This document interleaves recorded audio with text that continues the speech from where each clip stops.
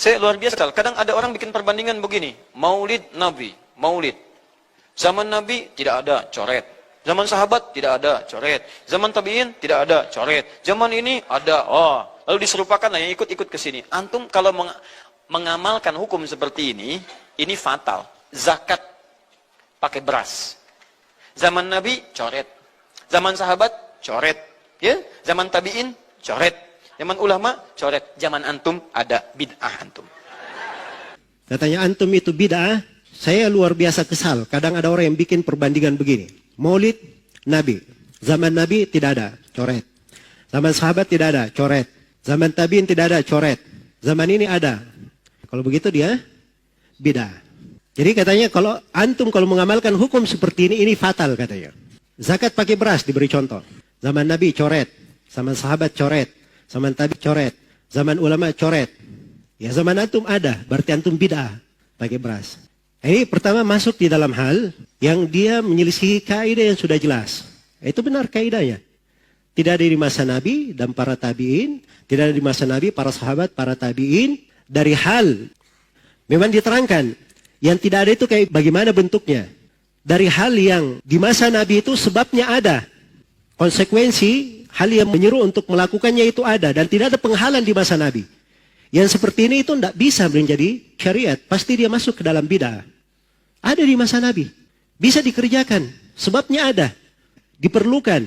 Tapi tidak dilakukan oleh Nabi dan para sahabatnya. Maka itu apa? Masuk di dalam bid'ah. Atau hal yang ditinggalkan oleh Nabi, para sahabat, para tabi'in. Memang mereka sengaja meninggalkannya. Maka ini siapa yang mengerjakannya berarti dia adalah apa? Adalah bid'ah. Ini memang kaidahnya di situ. Jangan bolak-balik. Memang betul. Yang tidak ada di masa Nabi itu bukan bid'ah. Mobil tidak ada di masa Nabi. Bid'ah atau bukan mobil? Bid'ah secara bahasa. Tapi secara syar'i apa? Tidak. Dia dibolehkan. Ya, jangan masuk dalam pembahasan itu. Fokus. Katanya fokus. Ini keluar pembahasan. Terus memberi contoh beras. Ini saya nggak tahu zakat apa yang diinginkan. Kalau diinginkan zakat adalah zakat hasil bumi, maka beras masuk di dalam keumuman ayat. Wa atu haqqahu yawma hasadi. Kalau dia inginkan dengan zakat adalah zakat fitri, maka beras masuk di dalam keumuman hadits sa'an min ta'am. Satu sok dari makanan. Bukan gandum, bukan bur, bukan ini. Tapi makanan. Makanan, beras masuk makanan atau bukan?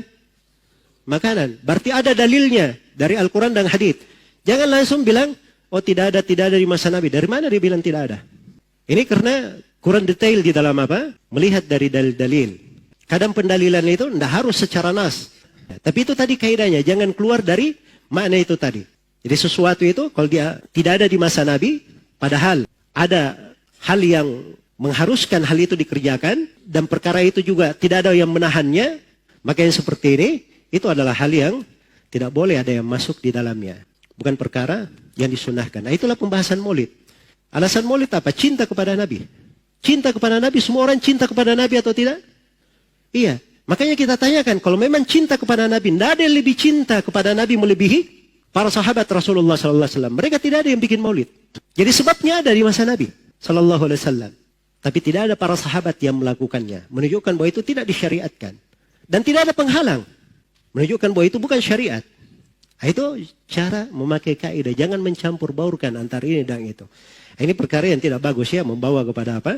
Pembahasan-pembahasan yang sudah dikaji secara ilmiah oleh para ulama. Di ilmu usul fikih itu pendalilan itu ada sumbernya. Ada dari Al-Quran, ada dari hadits, ada dari ijma', ada dari qiyas, ada dari ucapan sahabat. Sebagiannya ada yang menghitung istihsan, ada yang berdalil dengan amalan penduduk Madinah, ada yang berdalil dengan masalih mursalah. Itu kan dibahas di pembahasan usul fikih. Jadi cara pendalilan itu ada cara berdalilnya. Ya bukan sembarangan. Jangan seorang itu kalau dia tidak sependapat dengan orang lain, keluar darinya kalimat-kalimat yang kalimat ini tidak cocok di dalam apa? Di dalam ranah silam pendapat. Baik, wallahu ta'ala alam.